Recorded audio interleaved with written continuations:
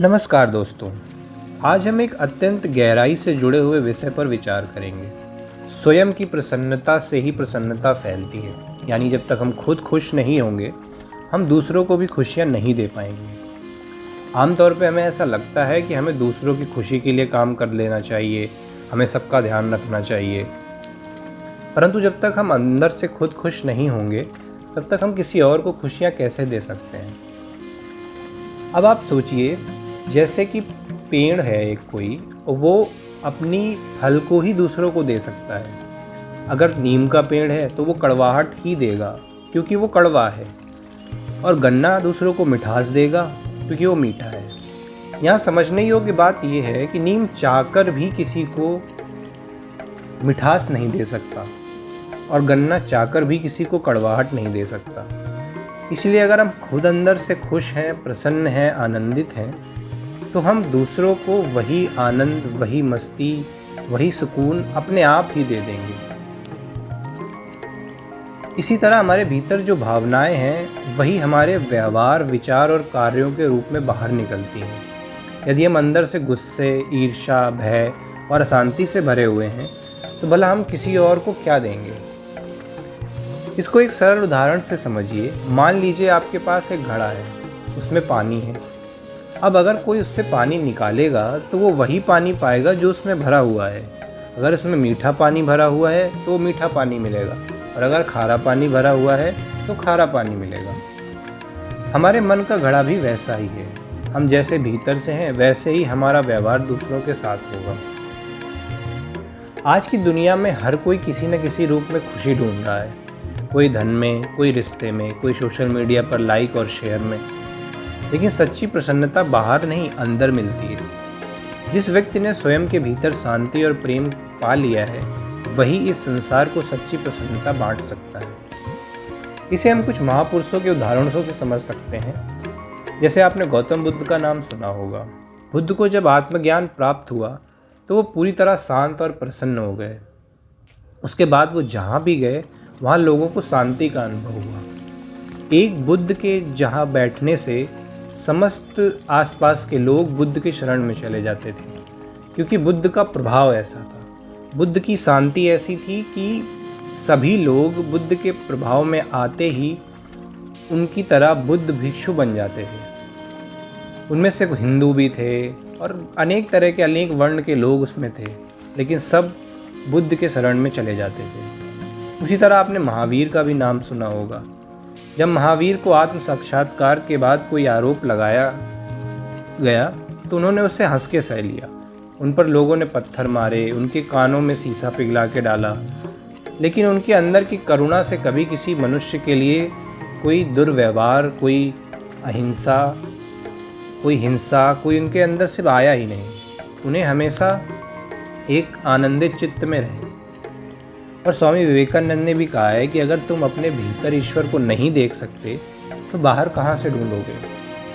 इन महापुरुषों की बातों का सार यही है कि जब तक स्वयं जागृत और प्रसन्न नहीं होते हैं, तब तक संसार को कुछ भी देने की स्थिति में नहीं आते हैं। और यहाँ पर एक उदाहरण हम और ले सकते हैं। जैसे आप कल्पना करिए कि आप एक फूल हैं और फूल का काम है खिलना। अगर फूल खुद अंदर से खिला हुआ नहीं होगा, फूल अपनी खुशबू कैसे बिखेरेगा। जब फूल खिल जाता है तो उसकी खुशबू बिखेरने का काम हवाएं अपने आप कर देती हैं। इसके लिए फूल को कुछ करना नहीं पड़ता। फूल का खिलना मात्र ही उसका कर्म है, और उसके कर्म के पूरे हो जाने से हवाएं अपने आप उसकी खुशबू को चारों ओर फैला देती हैं। इसी तरह जब मनुष्य खुद अंदर से प्रसन्न और आनंदित, शांत और करुणा से भर जाता है, तो वो अपने चारों ओर अपने आप आनंद, मस्ती और सुकून की फ्रीक्वेंसी छोड़ता है, और उसके आसपास के लोग आनंदित हो जाते हैं। आप लोगों ने भी इस चीज़ का कई बार अनुभव किया होगा कि आप जब बहुत खुश होते हैं तो आपके आसपास के लोग अचानक ही मुस्कुराने लगते हैं और आपसे हंसकर पूछने लगते हैं कि आपकी खुशी का कारण क्या है। लेकिन अगर आप दुखी होते हैं तो सब आपसे बचने लगते हैं, सब आपसे दूर जाने लगते हैं और सोचते हैं कि अब क्या ही इसके पास जाएं। अब आप अपने मन को देखिए। कभी आपने ध्यान दिया है कि जब आप खुश होते हैं तो हमें आसपास की हर चीज़ सुंदर लगती है। पेड़ हरे लगते हैं, लोग मुस्कुराने लगते हैं, मौसम सुहाना लगता है। लेकिन जब हमारा मूड ख़राब होता है तो वही सारी दुनिया बोरिंग लगती है। तो बदलाव की शुरुआत स्वयं से होती है।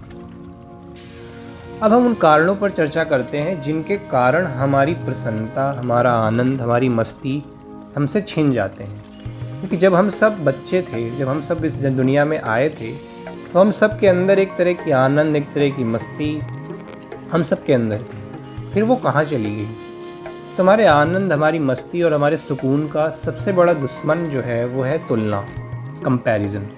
जो जाने अनजाने हमारे आसपास के लोग, जो माता पिता, समाज, स्कूल में टीचर्स, इन सब ने इतनी तुलना हमारी एक दूसरे से कर दी कि उस तुलना के चक्कर में हम अपने आप से राज़ी होना छोड़ दिए। हमें ये लगने लगा कि हम सेटिस्फाइड नहीं हैं, हम अपने आप में कुछ कम हैं, हम में कमी है, और हम दूसरों को देखने लगे। यह एक बहुत ही मौलिक तत्व जो हमें याद रखना चाहिए वो ये है कि इस दुनिया में हर मनुष्य अद्वितीय है, मतलब उसके जैसा कोई दूसरा नहीं है। आप स्वयं सोचिए, आपके हाथ का अंगूठा जो इतना छोटा सा है, प्रकृति उसमें इतनी रचनात्मक है, उतनी क्रिएटिव है कि उसने आपके अंगूठे के निशान तक को किसी से नहीं मिलाया है। फिर आपका जीवन किसी और से कैसे मिल सकता है? हम बार बार खुद को दूसरों से तुलना करते हैं और अपने अंदर की खुशी को नज़रअंदाज कर देते हैं। इसलिए हमें ये बात ध्यान रखनी चाहिए कि हमें अपनी तुलना किसी से नहीं करनी चाहिए। कि संसार में एक जैसे दो पत्थर खोजना भी मुश्किल है, फिर एक जैसे मनुष्य कैसे हो सकते हैं? जब पत्थरों तक में प्रकृति इतनी क्रिएटिव है कि वो दो एक जैसे पत्थर तक नहीं बनाती, तो फिर मनुष्य एक जैसे कैसे हो सकते हैं? जो दूसरा कारण हमारी प्रसन्नता को हमसे छीन लेता है वो है आभार की कमी, यानी कि लैक ऑफ ग्रेटिट्यूड। जो हमारे पास है उसे देखकर खुश होने की बजाय हम हमेशा उस ओर देखते हैं जो नहीं है। जब हम उस ओर देखते हैं जो हमारे पास नहीं है तो हमें लगता है कि हमें कुछ कमी है, हमारे पास वो होना चाहिए। फिर हम उसे पाने के लिए उपाय करने लगते हैं, उसे पाने के प्लान्स बनाने लगते हैं, और हम वर्तमान के क्षण से दूर हो जाते हैं। हम भविष्य की कल्पनाओं में जुड़ जाते हैं। हमारे लिए भविष्य महत्वपूर्ण हो जाता है, लेकिन हमारा आज हमारे लिए महत्वपूर्ण नहीं रह जाता। आज में रहने के लिए, वर्तमान में रहने के लिए हमें ग्रेटिट्यूड, आभार व्यक्त करना चाहिए। क्योंकि जब हम आभार व्यक्त करेंगे तभी हमारे मन को, हमारे अंदर के मन को ये लगेगा, ये समझ आएगा कि अभी वर्तमान में कुछ जीने योग्य है। अन्यथा अगर हम बाहर की बातें करते रहेंगे और हम हमेशा भविष्य की बातें सोचते रहेंगे तो हमें कभी महसूस ही नहीं होगा कि हमारे आज में कुछ जीने लायक है। और जीवन सदा ही आज में होता है।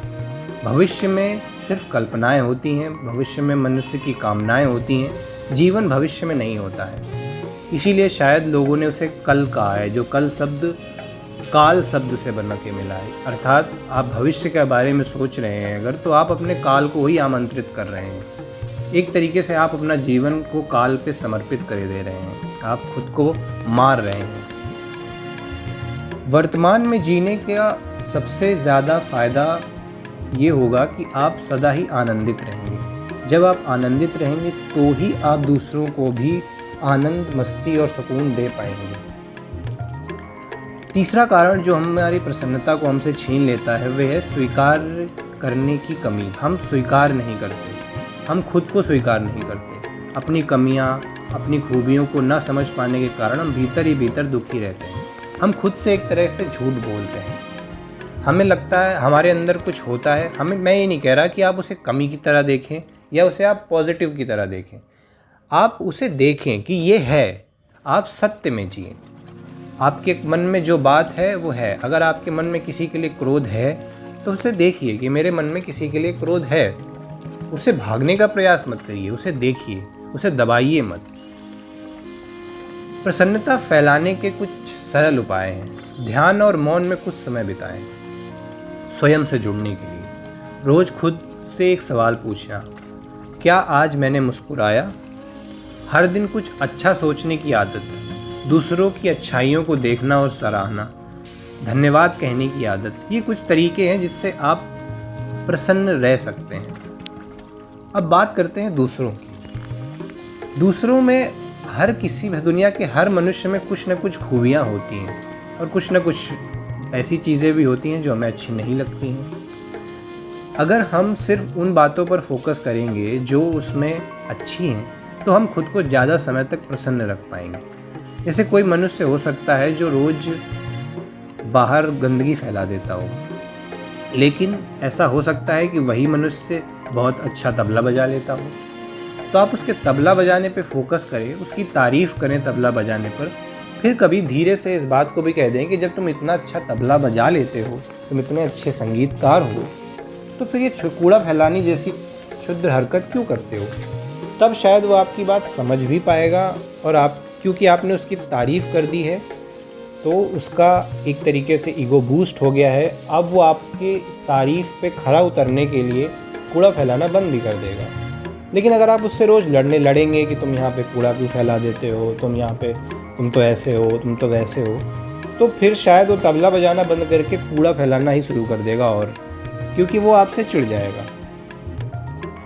तो इस बात का निष्कर्ष यही है कि मित्रों, अगर आप अपने भीतर प्रसन्नता, संतोष, प्रेम और करुणा भर लेंगे, तो आप बिना कुछ कहे ही दूसरों को खुशी दे पाएंगे। जैसे एक दिया अपने आप जलता है और अंधकार दूर कर देता है, उसी तरह हम भीतर का प्रकाश से ही दुनिया रोशन कर सकते हैं। तो आइए पहले स्वयं को जानें, स्वयं से प्रेम करें और फिर दूसरों को वह दें जो हमारे भीतर की सच्चाई है। जिसके मन में प्रेम है वह प्रेम बांटता है, जिसके मन में शांति है वह शांति फैलाता है, और जिसके मन में प्रसन्नता है वह अपने जीवन को एक उत्सव बना लेता है। यहाँ पर हमें एक और बात है जिस पर ध्यान देना चाहिए कि परिवर्तन हमारी सृष्टि का नियम है और आनंद हमारी सृष्टि का स्वभाव, यानी हमारा भी स्वभाव। आनंद वो चीज़ है, आनंद, मस्ती, सुकून वो चीज़ है जिससे अपने आप ही हमारे विचार एक सही दिशा में पकड़ लेते हैं, एक सही दिशा को चुन लेते हैं, और फिर हमारे कर्म अपने आप ही सही दिशा में होने लगते हैं। लेकिन अगर हम सोचें कि हम कर्म सही करेंगे या सुने सुनाए अच्छे कर्मों को करने का प्रयास करेंगे, लेकिन अगर हम अंदर से आनंदित नहीं हैं, खुश नहीं हैं, तो हम थोड़ी ही देर में उन कर्मों से ऊब जाएंगे, और जिसके कारण हम उस कर्मों को कर रहे होंगे या जिसके लिए उन कर्मों को कर रहे होंगे, उस पर ही गुस्सा करेंगे, उससे ही नफरत करने लगेंगे और उस पर ही अपना सारा फ्रस्ट्रेशन निकाल देंगे। इसलिए ज़रूरी है कि हम अपने भीतर के आनंद को जानें, उस आनंद में जिएं और उस आनंद से ही उत्पन्न होने वाले कर्मों को करें। इसी को परमात्मिक कर्म कहते हैं, इसी को परमात्मा को निवृत्त किए गए कर्म कहते हैं। धन्यवाद।